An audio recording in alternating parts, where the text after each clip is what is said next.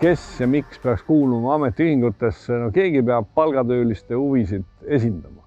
Aga muidugi see on täna omamoodi keeruline, sest 80% inimestest töötab väikestes ettevõtetes, kus selline organisatsioon on väga raskesti tekitatav. Kui Eesti riik hakkas ennast üles ehitama ja ametiühingud olid kaasatud kõikide sotsiaal- ja tööseaduste ettevalmistamisel, ülesehitamisel ja vastuvõtmisel. Ja mõtleme nüüd ühele ainsale näitele, kui sellel ajal me poleks suutnud vastu võtta töötuskindlustusseadust, mis siis täna toimuks?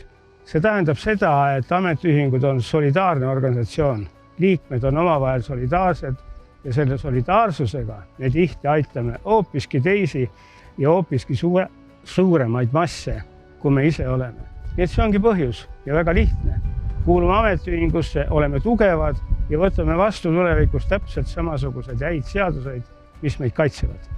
See on see, et sa koos teistega saad ikkagi palju paremini ja jõulisemalt lahendada keerulisi probleeme. Et jõudu on rohkem ja tänasel päeval muidugi ka tarkust. Et väga erinevatel elualadel inimesed täiendavad üksteisega ja ikka mitu pead on ikka mitu pead. See on ainukene võimalus seista paremate töötingimuste eest, parema, helgema tuleviku eest ja see ei kao kuhugi. Tööelus on see kõige olulisem inimese jaoks.